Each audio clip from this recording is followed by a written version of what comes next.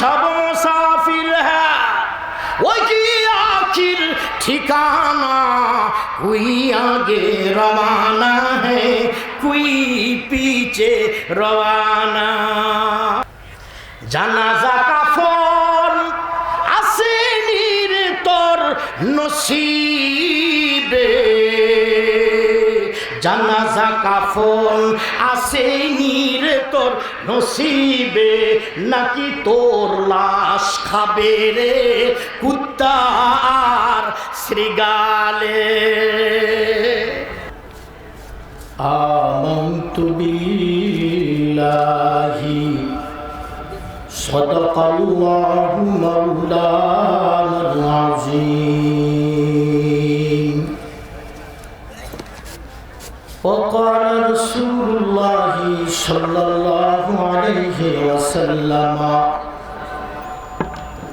موتوا قبل أن تموتوا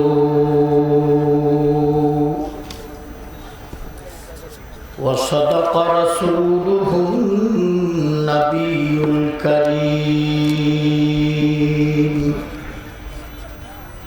ونحن على ذلك من الشاهدين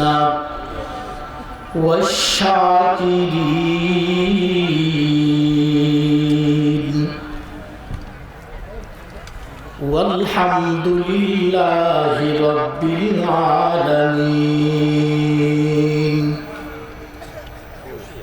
اللهم صل على محمد وعلى آل محمد كما صليت على إبراهيم وعلى آل إبراهيم إنك حميد مجيد اللهم بارك على محمد وعلى آل محمد كما باركت على إبراهيم وعلى آل إبراهيم إنك حميد مجيد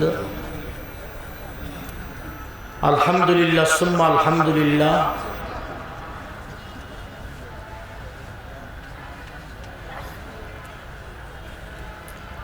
আল্লাহ তাআলার শুকর আমি আমার আলোচনার শুরুতেই আল্লাহ তাবারক ওয়া তাআলার শুকরিয়া জ্ঞাপন করছি যে মহান রব্বুল আলামিন আমাদের সকলকে এই মুহূর্তে দুনিয়ার সকল ব্যস্ততা থেকে ফারেক করে একটি দ্বীনি পরিবেশে সুন্দর পরিবেশে দ্বীনের আলোচনা করার শোনার স্বার্থে আমাদেরকে সমবেত হওয়ার সুযোগ করে দিলেন আল্লাহ তাআলার শুকর গুজার হই সকলেই বলি আলহামদুলিল্লাহ হাজারো লাখ দরুদ ও সালাম নাজিল হতে থাকুক দয়াওয়ালা নবী মায়াওয়ালা নবী উম্মতের কান্ডারি নবী সাইয়্যিদুল আম্বিয়া নবী রাহমাতুল লিল আলামিন নবী জনাব মুহাম্মদুর রাসূলুল্লাহ সাল্লাল্লাহু আলাইহি ওয়াসাল্লামের প্রতি। তৃতীয় পর্যায় আজ 22শে ফেব্রুয়ারি 2025 ইংরেজি মোতাবেক রোজ শনিবার হাফেজ ছাত্রদের দস্তারবন্দি উপলক্ষে আল জামিয়াতুল আহলিয়া সুলতানুল মাদ্রাসার উদ্যোগে আয়োজিত অষ্টম বর্ষ আজিমুস শান তাফসিরুল কোরআন মাহফিলের সম্মানিত সুযোগ্য সভাপতি মহোদয়, আমার শ্রদ্ধাভাজন ব্যক্তি, বর্তমান সময়ের সবচেয়ে দামি মানুষ, এ জাতির শ্রেষ্ঠ সন্তান হযরত উলামায়ে কেরাম, মঞ্চ ভূমিষ্ঠ পিতৃতুল মুরব্বিয়ানে এজাম, সমসাময়িক বন্ধুতুল্য যুবক ভাইরা, পর্দার অন্তরালে আবেদা জাহেদা মোহতারামা সম্মানিত আমার মা ও বোনেরা, আমি সকলকে আন্তরিক মোবারকবাদ জ্ঞাপন করছি। সম্মানিত হাজিরিন, আমি কালামে হাকিম থেকে একটি লম্বা আয়াতের আংশিক তিলাওয়াত করেছি। আমার আল্লাহ যদি আমাকে সুযোগ করে দেন, তৌফিক এনায়েত করেন, তিলাওয়াতকৃত আয়াত থেকেই কিছু কথা বলে মাইকটা ছেড়ে দেব ইনশাআল্লাহ। আলোচনার শুরুতেই একটা কথা না বলেই পারলাম না, সেটা হলো মাহফিলের ভিতরে দোকান নিয়ে দুইটা বাচ্চা ঢুকেছে। এ বাবে, এটা কি বাদামওয়ালা না কিওয়ালা? তুমি কিওয়ালা? আল্লাহর রাস্তায় চলে যাও বাবা, মার্কেট আছে না আশপাশে, দোকানপাট, ওখানে যাও। ওঠো ওঠো ওঠো, তুমি ওঠো, তুমি আল্লাহ, না না তুমি আর বসিও না, তুমি ওঠো, আল্লাহর রাস্তায় ওঠো, যারা কাছে আছেন উঠায় দেন। হ্যাঁ, দয়া করে বাইরে যাও বাবা, ওই মার্কেটে যাও। তোমার যা লাভ হবে, যদি না পোষায় তা পরে আসিও, আমি তোমার টেহা দিয়ে দিন। যাও যাও বাবা, যাও, আল্লাহর রাস্তায় বাইরে যাও,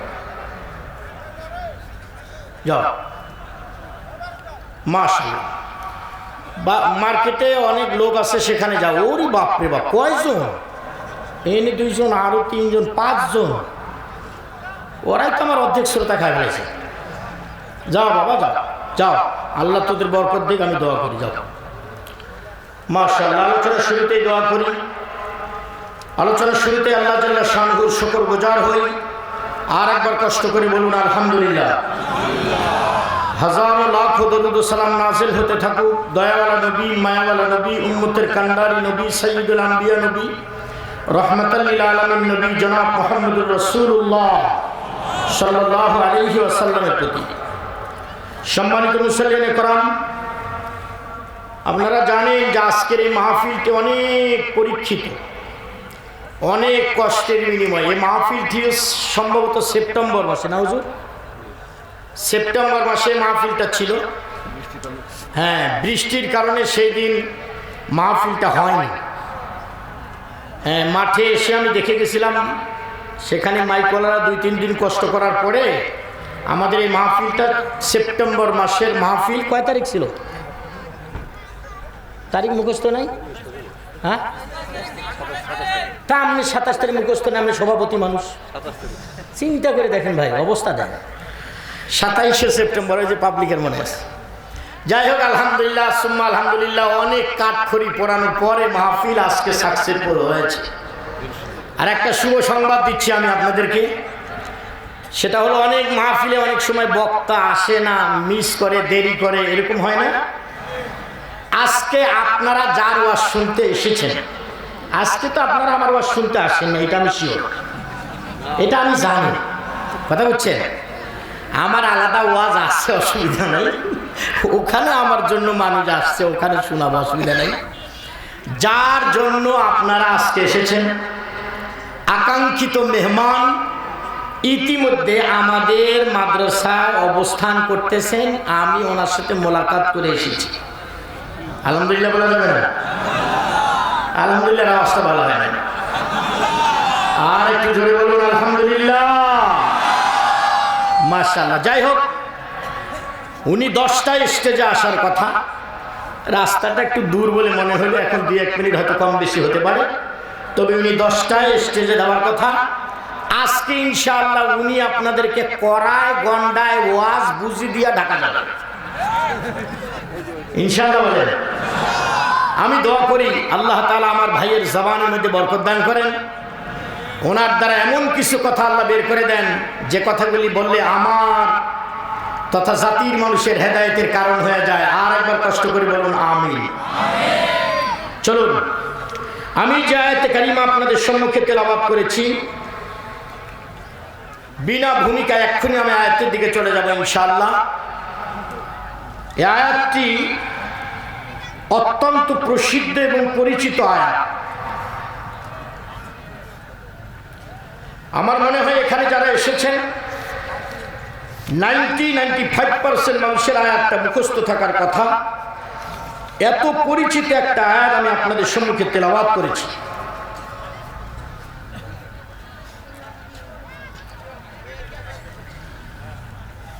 আয়াতটা প্রায় 4 লাইন লম্বা, আমি হাফ লাইনের মতো তেলাওয়াত করেছি।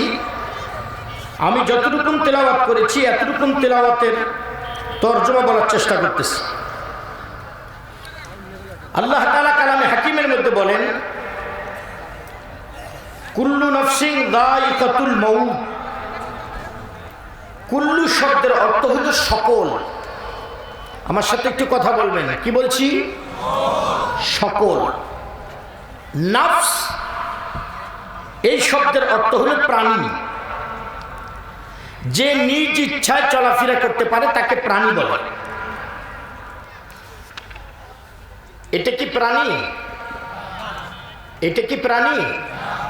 কথা বলেন, এটা কি প্রাণী? এই তো বুঝতে পেরেছেন। এটাকেই আরবিতে বলা হয় নফস। যে নিজ ইচ্ছায় চলাফেরা করতে পারে তাকে নফস বলে।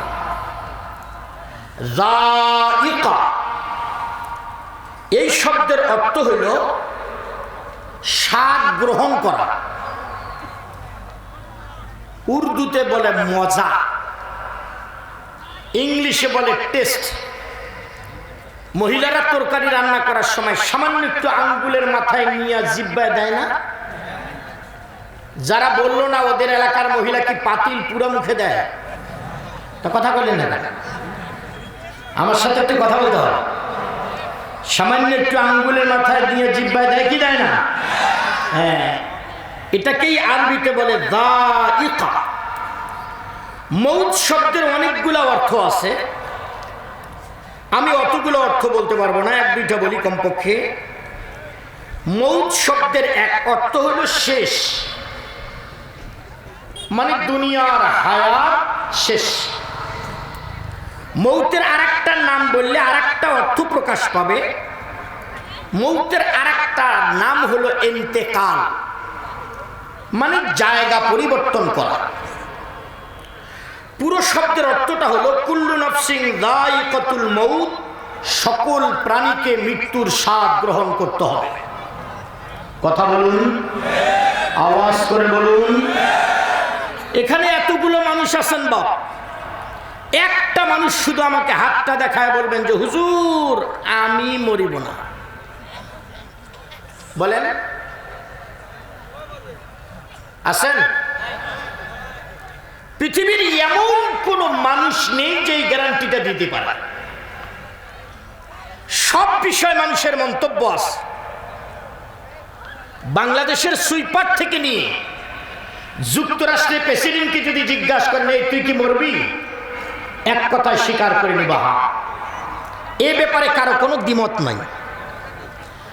আল্লাহ এক না একাধিক এ ব্যাপারে মানুষের মন্তব্য আছে।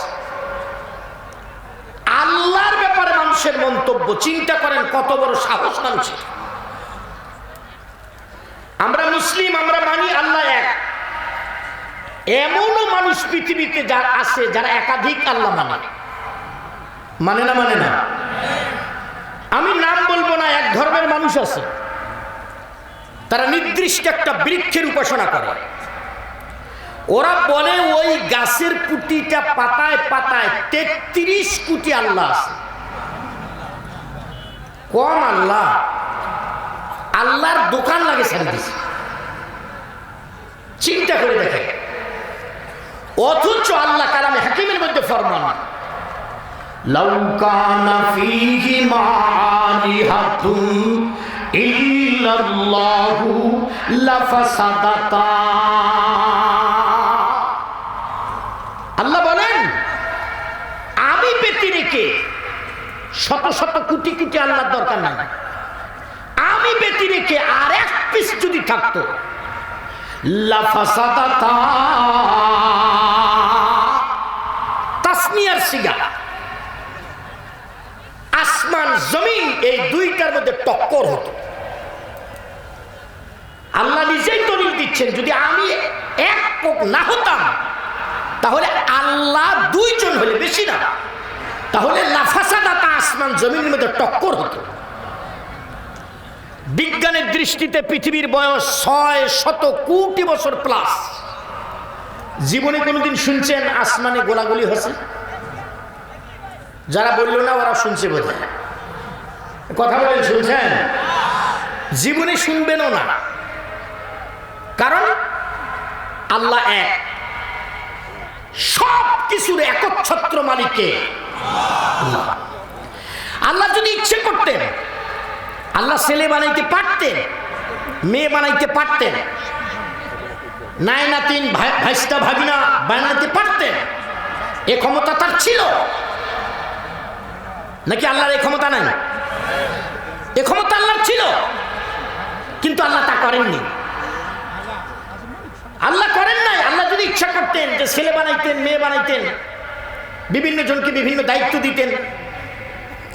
হয়তো এক ছেলেকে দায়িত্ব দিত তুমি আসমান চালাবা, আরেক ছেলেকে দায়িত্ব দিত তুমি জমিন চালাবা, আরেক ছেলেকে দায়িত্ব দিত যে তুমি পাহাড় চালাবা, আরেক ছেলেকে দায়িত্ব দিত তুমি বাতাস চালাবা। এভাবে করে আল্লাহ ভাগ করে দিতে পারতেন, বন্টন করে দিতে পারতেন। ক্ষতি কি হইতো জানেন? ক্ষতি হইতো যেই আল্লাহর বেটার মন মেজাজ খারাপ, সকাল উঠে বউর সাথে ঝগড়া হয়েছে, বাতাসের মনে করেন ওই বাতাসের দায়িত্বে আছে, ভাই বাতাস বন্ধ করে দিলে, আজ আমার মন মেজাজ খারাপ, আমি আজ বাতাস চালাবো না, কায় মনে উড়ুকায় থাকে না। পৃথিবীতে বিশৃঙ্খলা হতো। এটা একটা উদাহরণ দিলাম। এই জন্য আল্লাহ পাক বলেন আমি ছেলেও বানাই নাই, মেয়েও বানাই নাই, নাই নাতি নাই, আমার বাপও নাই, আমার ছেলেও নাই। সুবহানাল্লাহ পড়েন। কোরআন শরীফের একটা সূরা আছে যেই সূরাটাতে আল্লাহর কথা ছাড়া আর কারো কথা না। ওই সূরাটা যদি কেউ একবার পড়ে 1/3 কোরআন শরীফ পড়ার সওয়াব আল্লাহ তাআলা আমলনামায় লিখে দেয়। কোন মানুষ যদি ওই সূরাটা 3 বার পড়ে, তাহলে 3 বার পড়ার কারণে পুরা কোরআন শরীফ পড়ার সওয়াব তার আমলনামায় লিখে দেওয়া। সূরাটির নাম হলো সূরাতুল ইখলাস। কি নাম? আমার আল্লাহ বলেন কুল হুয়াল্লাহু আহাদ আল্লাহুস সামাদ লাম ইয়ালিদ ওয়া লাম ইউলাদ ওয়া লাম ইয়াকুল লাহু কুফুয়ান আহাদ। নবী, কাফেররা নবীর কাছে আসছিল, সব প্রশ্ন করে, নবী উত্তর দিয়ে দেয়। ভাড়া করে বিদেশ থেকে নবীকে আটকানোর জন্য মানুষ আনা হতো সেই যুগে। মদিনায় বড় বড় ইহুদি ছিল, মদিনা থেকে ইহুদিদেরকে ধার করে আনতো। ওরা আগের যুগের আসমানি কিতাবওয়ালা, আগের যুগের আসমানি কিতাবে আলেমদের কাছে পেশের প্রশ্ন থাকতো। এই জন্য মক্কার লোক ধার করে এনে নবীর কাছে দিত, যে এমন প্রশ্ন করেন যেন নবী আটকে যায়। ভাড়া করে আনছে, ধার করা, ভাড়া করা মানুষ প্রশ্ন করতেছে এসে মক্কার সামনে, নবীর সামনে, নবী কি হয়েছে? আপনি যে আল্লাহর কথা কোন, তা আমাদের তো বাপ আছে, দাদা আছে, তার দাদা, তার দাদা, তার বাপ, এইভাবে বংশ। যেমন আপনার একটা বংশ আছে, আপনার নাম মোহাম্মদ, আপনার বাবার নাম আব্দুল্লাহ, আপনার দাদার নাম আব্দুল মুত্তালিব, এইভাবে করে আপনার একটা বংশের সাজার আছে। আপনি যে আল্লাহর কথা কোন, ওই আল্লাহর বংশ বয়ান করেন। আল্লাহর বাড়ি কোথায়, আল্লাহর বাপের নাম কি, আল্লাহর দাদার নাম কি, আল্লাহর ছেলের নাম কি, আল্লাহর নাই নাতিন কতজন বয়ান করেন। কত বড় পেশের প্রশ্ন চিন্তা করে দেখেন। আল্লাহ পাক সূরা ইখলাস নাযিল করে বললেন, নবী আপনি বলেন, এই প্রশ্নের আনসার আপনি দেন, আমি আপনাকে বাতিয়ে দিচ্ছি। কি বলবেন?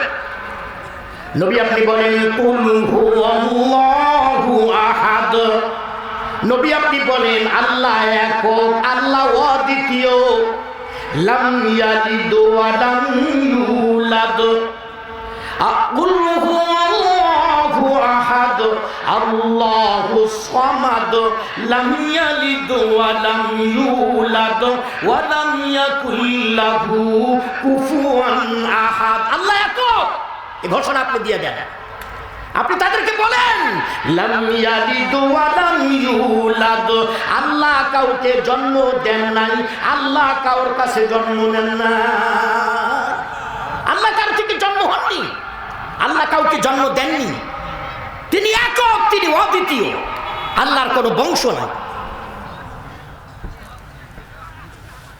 এবং এটা বলে দেন নবী, আপনি এটা বলে দেন ওয়া লাম ইয়াকুল লাহু কুফুয়ান আহাদ, আল্লাহর সমকক্ষ আর কেউ নেই।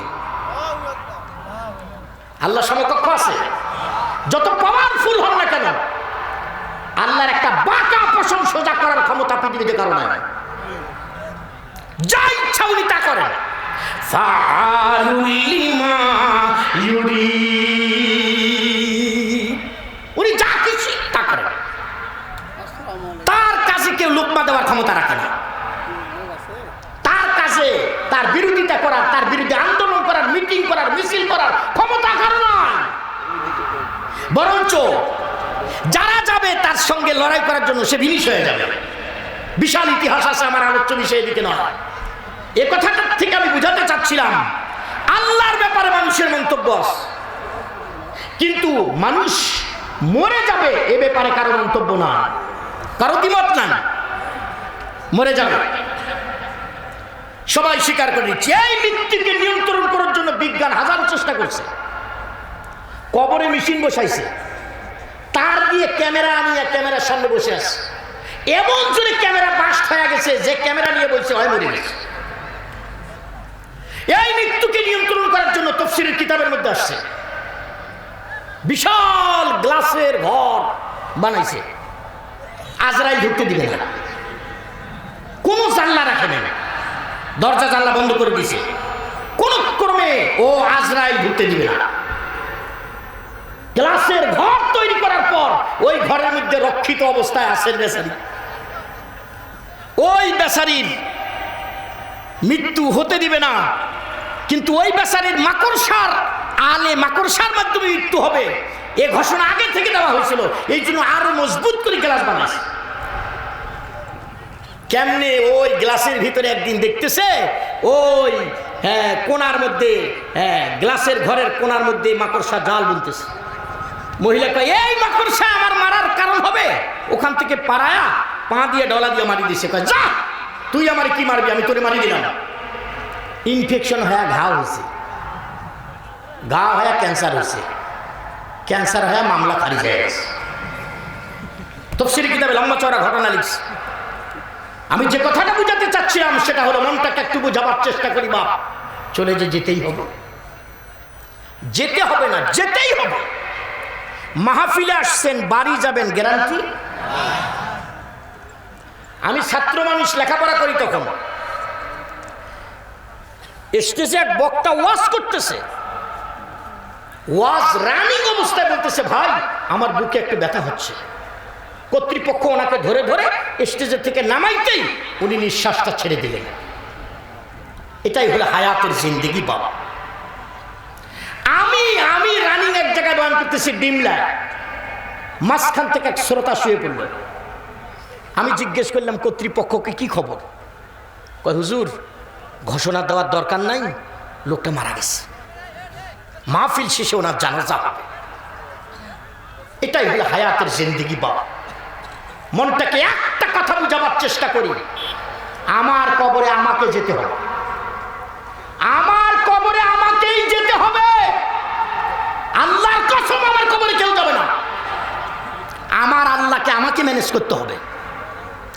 আমি কিভাবে আমার আল্লাহকে ম্যানেজ করব এই সিদ্ধান্ত আমাকে এখানে নিতে হবে। আমার কবরে কেউ যাবে না বাবা।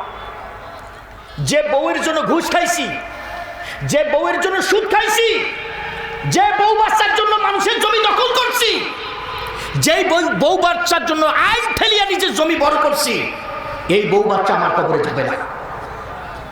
আমার আল্লাহকে আমাকে ম্যানেজ করতে হবে। মনটাকে একটু বুঝাবার চেষ্টা করি, চলে যেতেই হবে, যেতেই হবে বাপ। বেঁচে থাকার কোনো উপায় আছে নাকি? কোনো দোয়া, কোনো তাবিজ? যারা কইল না ওদের আছে বোধহয়। কথা বলেন, কোনো দোয়া তাবিজ, কোনো অ্যান্টিবায়োটিক, কোনো ইনজেকশন? সব বুদ্ধি যেখানে শেষ, ওর নাম মরণ। ডাক্তার, কবিরাজ, রংপুর, ঢাকা, ইন্ডিয়া, অস্ট্রেলিয়া সবখানে চিকিৎসা শেষ। লাস্টে ডাক্তার কইছে বাড়ি নিয়ে যান, যা খবর খয়া দেন। ঠিক কি ঠিক না? এই জন্য সব চিকিৎসা যেখানে শেষ, সেটা হলো শেষ মুহূর্ত, চলে যেতে হবে। তিরমিজি শরীফের হাদিসের মধ্যে আসছে, কিয়ামতের পূর্ব মুহূর্তে আল্লাহ বলার মতো পৃথিবীতে কেউ থাকবে না। তখন আল্লাহ বলবেন, আজরাইল যত প্রাণী আছে সব প্রাণীর মৃত্যু দিয়ে দাও। একই টাইমে সারা পৃথিবীর যত প্রাণী, মানুষ, ছাগল, গরু, ভেড়া, মহিষ, সাপ, বিচ্ছু যা আছে একসাথে শেষ।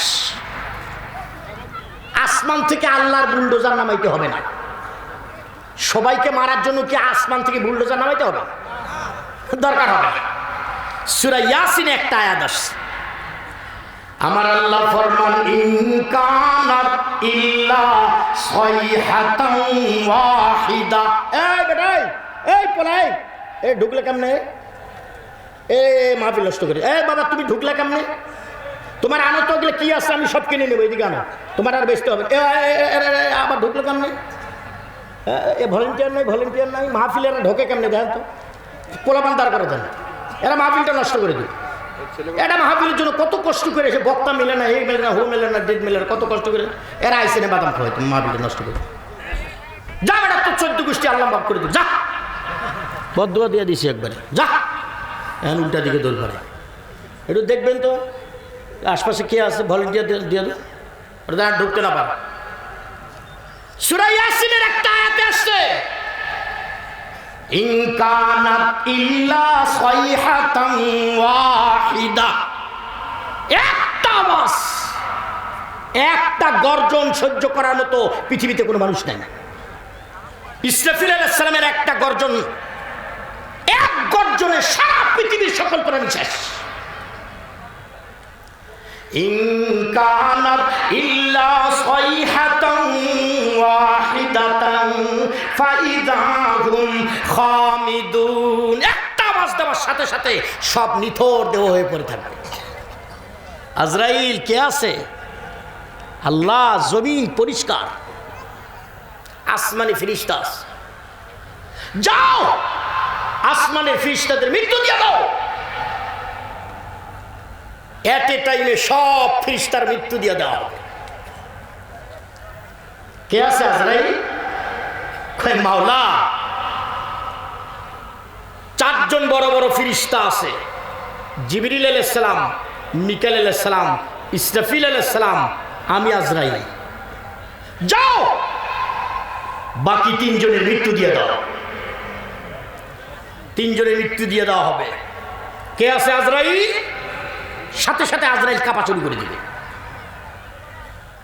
বলবে আল্লাহ আমি আর তুমি নেই, আর আল্লাহ কেউ।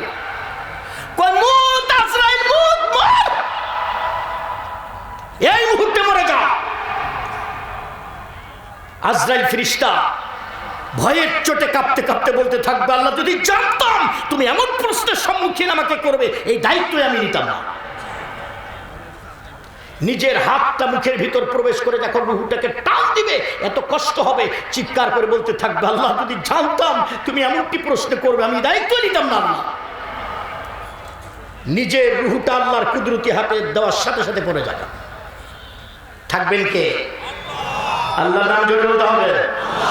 আল্লাহর নাম নিতে গিয়ে 2-3টা রোগ ছেড়ে গেলে সমস্যা, কলিজাটা ফেটে মরে গেলে আপত্তি আছে। জীবনের শেষ শব্দ যদি আল্লাহু আকবার হয়, পাগার পা। আওয়াজ করে বলেন সব কিছুর মালিক কে? সব শেষ, থাকবেন উনি। আমার আল্লাহ বলেন কুল্লু মান আলাইহা ফান, ফান, ফান, কুল্লু মান আলাইহা ফান, ওয়ায়াবকা ওয়ায়াবকা ওয়ায়াবকা ওয়াজহু রাব্বিকা যুল জালালি ওয়াল ইকরাম। সব শেষ হয়ে যাবে, থাকবেন কে?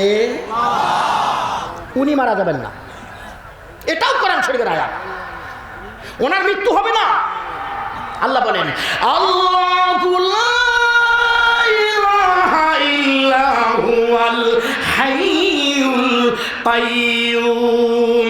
আল্লাহু লা ইলাহা ইল্লা হুয়াল হাইয়ুল কাইয়্যুম। ওই আল্লাহ এমন আল্লাহ যিনি আল হাই, চিরঞ্জীব, উনি কোনোদিন মারা যাবেন না এবং সব কিছুকে স্থির রেখেছেন। এই শব্দ দুইটাকে ইসমে আজম বলা হয়। আল হাইয়ুল কাইয়্যুম, আল হাইয়ুল কাইয়্যুম। আল্লাহু আকবার বলে। উনি মারা যাবেন না, ওনার মৃত্যু হবে না, উনি স্থির থাকবেন।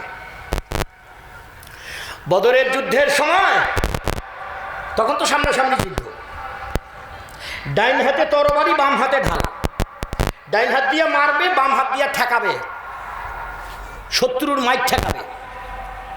দুই লাইনে দাঁড়িয়ে গেছে, এক লাইনে মুসলমান আর এক লাইনে কাফের। ঘমসান লড়াই শুরু হয়ে গেছে, চতুর্দিক দিয়ে বাবারে মারে চিৎকার শুরু হয়ে গেছে, আর ধুলায় ধূসর হয়ে গেছে, মুখরিত হয়ে গেছে জেহাদের ঝনঝনানি আওয়াজে। গোটা ময়দান কাঁপতেছিল, চিৎকার চেঁচামেচির আওয়াজে যখন মুখরিত হয়ে গেছে, ঘমসান লড়াইয়ের ময়দান ভরপুর হয়ে গেছে। আবু বকর সিদ্দিক রাদিয়াল্লাহু তাআলা আনহু বলেন, আমি চতুর্দিক দিয়ে তাকায় দেখতেছি পয়গম্বরের খুঁজে পাই না, আমার নবীরে পাই না, আমার নবী গেল কই, আমার নবী গেল কই, আমার নবী গেল কই।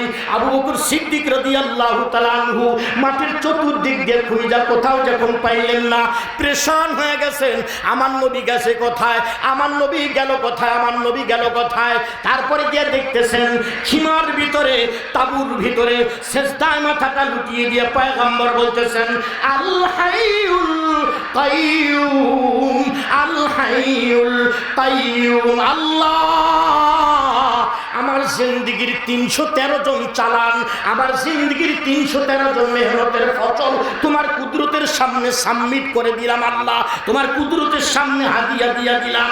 এই 313 জনকে যদি মেরে দাও, ইসলামের নাম নেওয়া জমিনে কেউ থাকবে না। এই 313 জন তোমার হাদিয়া দিলাম।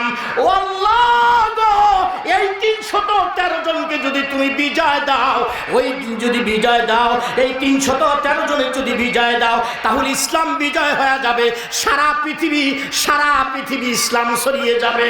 আমার আল্লাহ ডাক দে বলবেন, নবীজি মাথা উঠান, নবী মাথা উঠান, মাথা উঠান, নবী মাথা উঠান। কানবেন না নবী, আপনি কানবেন না, আপনার কান্না আমার কুদরতে সহ্য পায় না, কানবেন না, কানবেন না নবী, আপনি কানবেন না।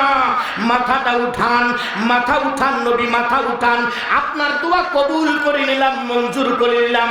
2-4টা তরবারির বিনিময়ে 1000 কাফিরের মধ্যে 313 জনকে বিজয় দিয়েছেন কে?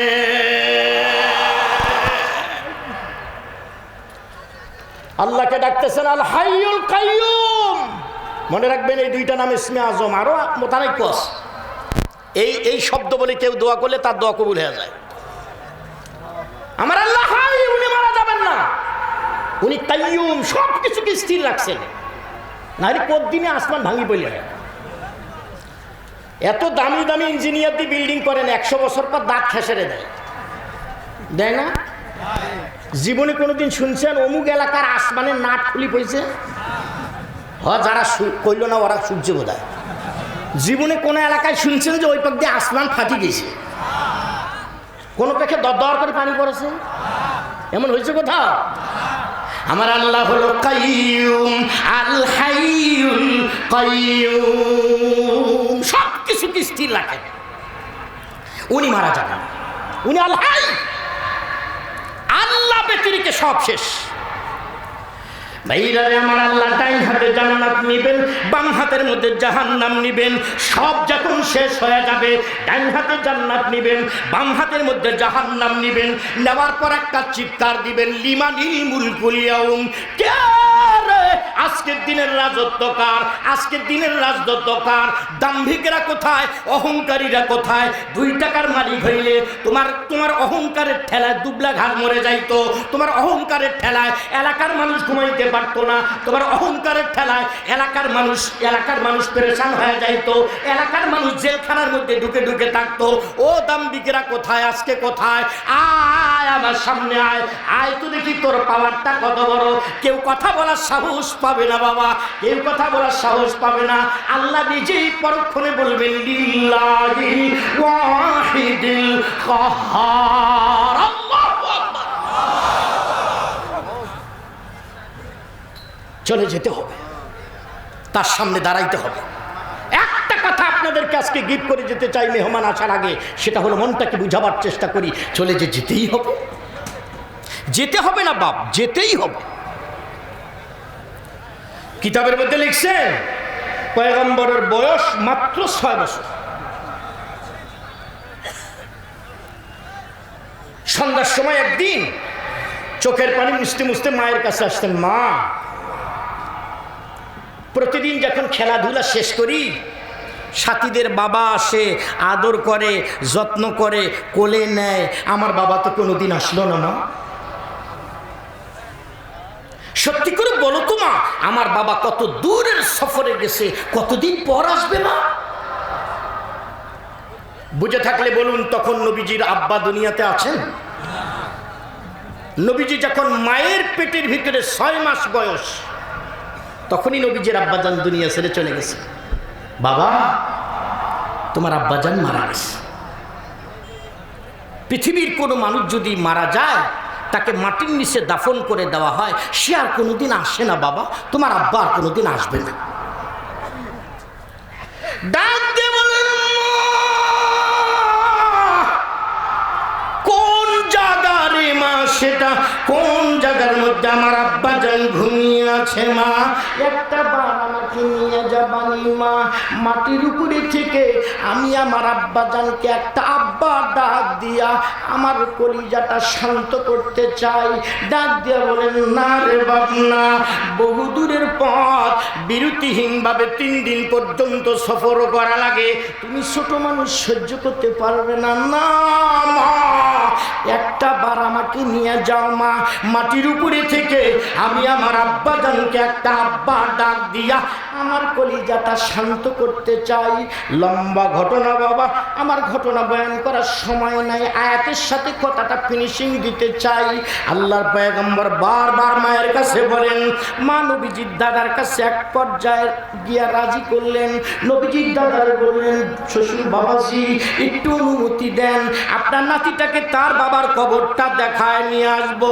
ডাক দিয়ে বলেন, বৌমা, এই রাস্তার পারমিশন আমি দিতে পারবো না। এই রাস্তার অনুমতি দিয়া, এই রাস্তার পারমিশন দিয়া আমি আমার সন্তান আব্দুল্লাহকে জন্মের মতো হারিয়ে ফেলেছি, আর কোনদিন দেখা হয়নি বাবা। এই রাস্তার পারমিশন আমি দিতে পারবো না। এই রাস্তার কথা মনে হইলে আমার ভালো লাগে না। ডাক দিয়ে বারবার মায়ের কাছে বলেন। মা বারবার নবীজির দাদার কাছে গিয়া বলেন। এক পর্যায়ে নবীজির দাদা রাজি হয়ে গেলেন। অভাব অনটনের দিন ছিল বাবা, সামান্য একটু খানা পানি সঙ্গে কিছু ঔষধপত্র দিয়া বিদায় লগ্নে নবীজির দাদার সাথে করে একটা বাদির ব্যবস্থা করে দিলেন।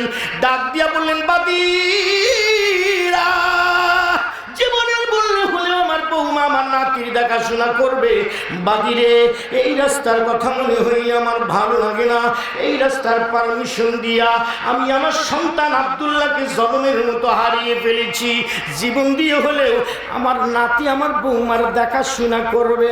লম্বা কথা বাবা, আব্বা জানের সাথে আম্মা জানের সাথে, আম্মা জানের সাথে আব্বা জানের কবর জিয়ারতে পয়গম্বর রওনা হয়ে গেলেন।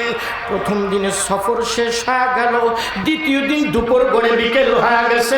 মায়ের চেহারার দিকে পয়গম্বর তাকায় দেখেন, মায়ের চোখ বেবে, গাল বেবে, চোখের পানিগুলো ঝরে যাচ্ছে। মা, সফরের কষ্টে কি কাঁদো মা? ও মা, তোমার চোখের পানি যে আমার ভালো লাগে না মা। তুমি কি বেশি কষ্ট পাও মা? সফরে কি তোমার বেশি কষ্ট হয় রে মা? ডাক দেখ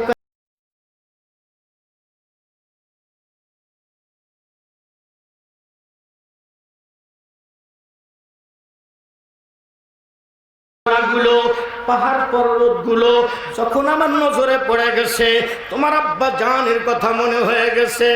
বাজান রে, আজ থেকে 6 বছর আগে এই রাস্তায় তোমার আব্বা জানের সঙ্গে জীবনের শেষ সফরটি আমার হয়েছিল বাবা। এরপর তোমার আব্বার সাথে আর কোনোদিন দেখা হয় নাই। পৃথিবীর কোনো মানুষ যদি মরে যায়, ওই মানুষটাকে মাটির নিচে শোয়ায় দেওয়া হয়, ওই মানুষটা আর কোনোদিন আসে না। তোমার আব্বা জান মৃত্যুবরণ করেছে, তোমার আব্বা জানকে মাটির নিচে শোয়ায় দেওয়া হয়েছে, তোমার আব্বা জান আর কোনোদিন আসবে না। আল্লাহু আকবার বলে। ওই কথাটাই বুঝাইতে গিয়ে আমার আল্লাহ ফরমান, কুল্লু নাফসিন যায়িকাতুল মাউত ওয়া ইন্নামা তুওয়াফা তুওয়াফাউনা উজুরাকুম ইয়াউমাল কিয়ামাতি ফামান যুহজিহা আনিন নার ওয়া উদখিলাল জান্নাতা ফাকাদ ফাজ ওয়া মাল হায়াতুদ দুনিয়া ইল্লা মাতাউল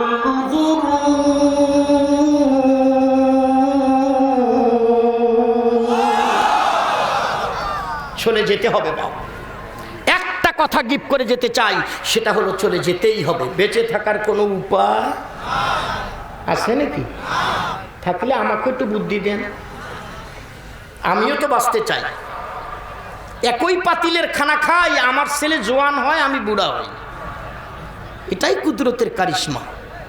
একই বাসায় ঘুমাই, আমার বাচ্চারা জোয়ান হয়, আমি বুড়া হই। মনটাকে একটু বুঝাবার চেষ্টা করি। খেলা শেষ।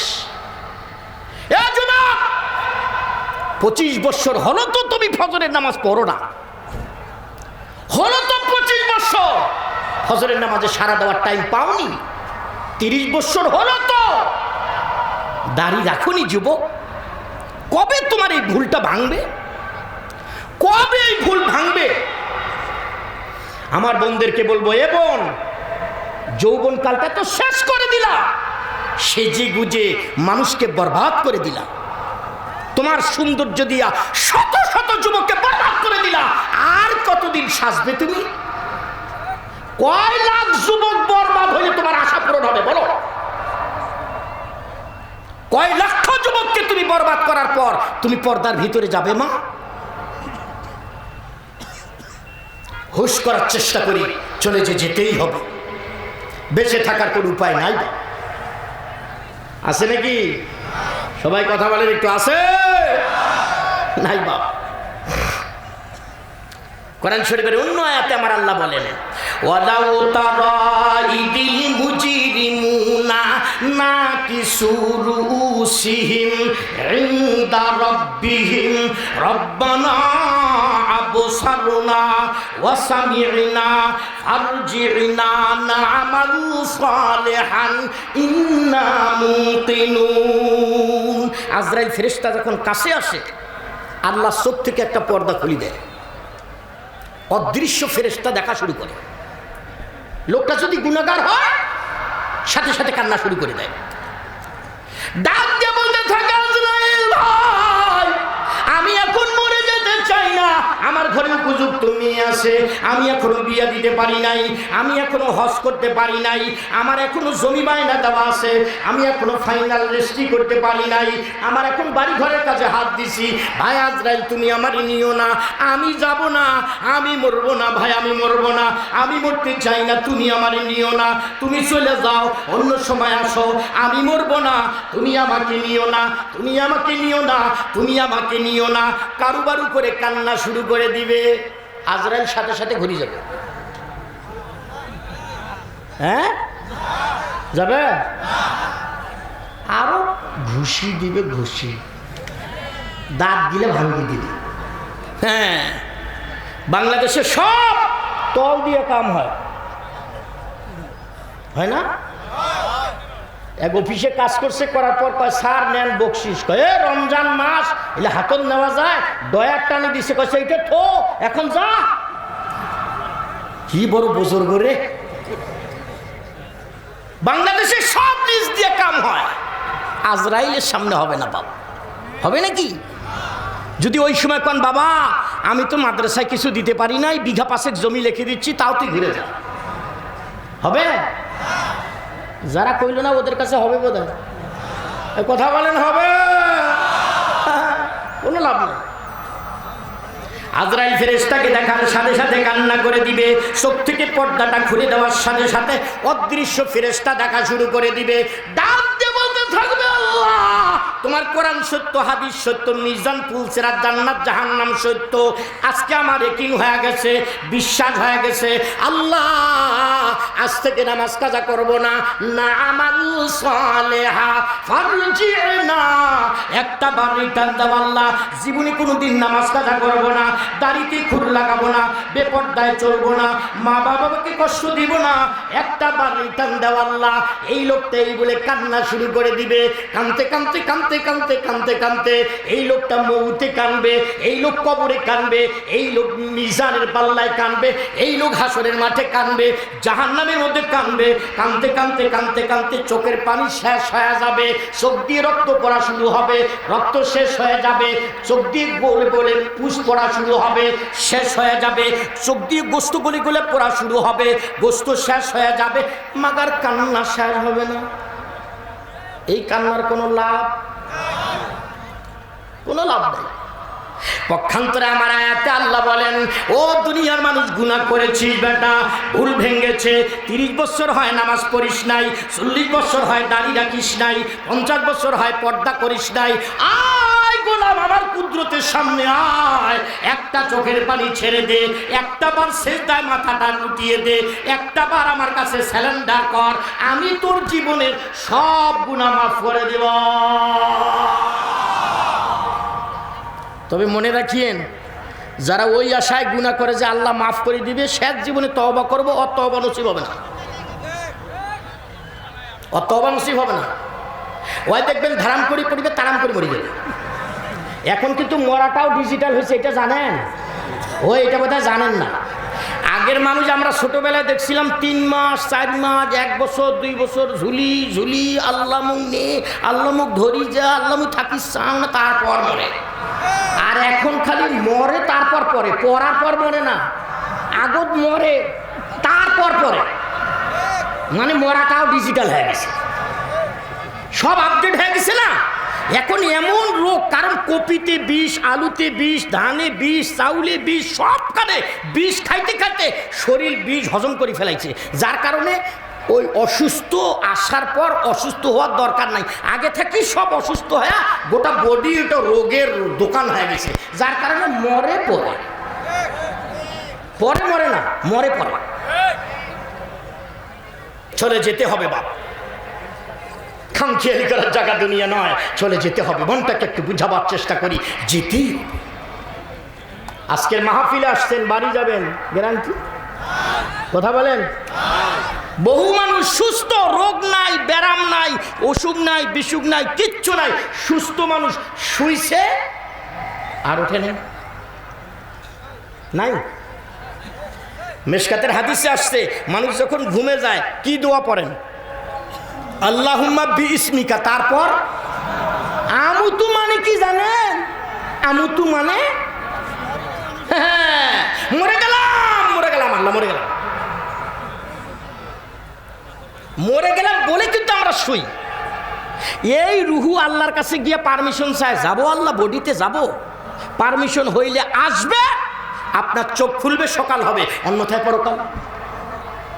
এই জন্য সবচেয়ে জ্ঞানী মানুষ, সবচেয়ে মেধাবী, সবচেয়ে আকলওয়ালা, সবচেয়ে শিক্ষিত, হায়ার এডুকেটেড পারসন ওই মানুষটা, যেই মানুষটা এনি হাউ এনি টাইম সব সার্বক্ষণিক মৃত্যুর জন্য তৈয়ার রাখে, সবসময় মৃত্যুর জন্য তৈয়ার। গোনা হয়ে গেছে, সাথে সাথে ইস্তেগফার করে নেওয়া, সাথে সাথে তওবা করে নেওয়া, চলে যেতে হবে। আর একটা ছোট্ট কথা বলেই আমি শেষ করে দিচ্ছি, ইনশাআল্লাহ। কিতাবের মধ্যে লেখেন, আল্লাহর পয়গম্বরের আম্মা এত বেশি কাঁদছেন, কাঁদতে কাঁদতে কাঁদতে কাঁদতে শরীরের মধ্যে জ্বর এসে গেছে, ডিসেন্ট্রিটা বলে ডাক করে বসছে, ডাক দেওয়ার পরে, বাবা অল্প সময়ের মধ্যে আমি সবরটা বিরোধী করে দিব, আর ওই জায়গাটা তোমাকে দেখায় দিব, যেই জায়গার মধ্যে তোমার আব্বা জান ঘুমিয়ে আছে, ওই জায়গাটা চিহ্নিত করে রাখো। আমি মা যদি পৃথিবীতে না থাকি, মাঝে মধ্যে একটু ওই জায়গাটা দেখে দেখে যাও। 3 দিনের দিন সকালবেলা মায় ডাক দিয়া কয়, বাবা ওই যে মরুভূমির মাঝখানে পাশাপাশি 2টা গাছ দেখা যায়। ওই দুইটা গাছের মাঝখানে একটু উঁচু জায়গা আছে রে বাবা, ওই জায়গাটাই তোমার আব্বা জানের কবর। যাও বাপ, দেরি করা যাবে না, আমার শরীর গতিবিধি ভালো না, আমরা মক্কার দিকে রিটার্ন চলে যাব, তাড়াতাড়ি যাও। নবীজি আম্মা জানের কাছ থেকে কিছু দূরে গেছেন, পিছনের দিকে তাকায় দেখেন মা বেহুশ হয়ে গেছে, সেন্সলেস অবস্থা, হুশ নাই মায়ের। দৌড় দিয়ে মায়ের কাছে আসছেন, মায়ের হুশ আসলে আবার পাঠাইছেন, বাবা দেরি করা যাবে না, আমার শরীর গতিবিধি ভালো না বাবা, তাড়াতাড়ি যাও। আবার কিছু দূরে গেছেন, পিছনের দিকে তাকায় দেখেন মা বেহুশ হয়ে গেছে, আবার দৌড় দিয়ে মায়ের কাছে আসছেন, মায়ের হুশ আসলে আবার পাঠাইছেন, বাবা আমরা মক্কার দিকে রিটার্ন চলে যাব, আমার শরীর অবস্থা বেশি ভালো না রে বাবা, দেরি করা যাবে না, তাড়াতাড়ি যাও বাবা। আবার কিছু দূরে গেছে, পিছনের দিকে তাকা দেখে মা আবার বেহুশ হয়ে গেছে, দৌড় দিয়া মায়ের কাছে আসছেন, বুকের উপর মাথাটা রেখে ডাক দিয়ে মা, বাবা হারা সন্তান আমি মা, জীবনে কোনদিন বাবারে বাবা বলে ডাক দিতে পারি নাই মা। ও মা, আজকে যদি তুমি আমার ছেড়ে চলে যাও, বলো মা আমি কার কোলে আশ্রয় নিব মা, জীবনে কোনদিন বাবার আদর পাইনি রে মা, জন্ম থেকে বাবার আদর বঞ্চিত সন্তান আমি মা, কোনদিন বাবার আঙ্গুল ধরে বাজারে যেতে পারি নাই, কোনদিন বাবার নডুল ধরে বাবার আঙ্গুল ধরে মেলাতে যেতে পারি নাই। ও মা, আজকে যদি তুমি ছেড়ে চলে যাও, বরং আমি কার কোলে আশ্রয় নেব, কোন জায়গায় যাব রে মা। কিতাবের মধ্যে লেখেন আম্মা জানের সাথে আব্বা জানের কবর জিয়ারতের এই সফরে নবীজির আম্মা জান জীবনের শেষ নিঃশ্বাস ছেড়ে দিয়া মাওলার সান্নিধ্যে চলে গেলেন। আল্লাহু আকবার বলেন। ওই কথাটাই বুঝাইতে গিয়ে আমার আল্লাহ বলেন কুল্লু নাফসিন যায়িকাতুল মাউত ওয়া ইন্নামা তুওয়াফাউনা উজুরাকুম ইয়াওমাল কিয়ামাতি ফামান যুহজিহা আনিন নার ওয়া উদখিলাল জান্নাতা ফাকাদ ফাজ ওয়া মাল হায়াতুদ দুনিয়া ইল্লা মাতাউল গুরুর।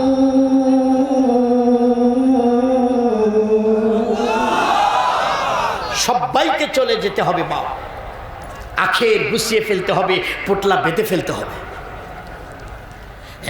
हम सब मुसाफिर है वही आखिर ठिकाना, कोई आगे रवाना है कोई पीछे रवाना।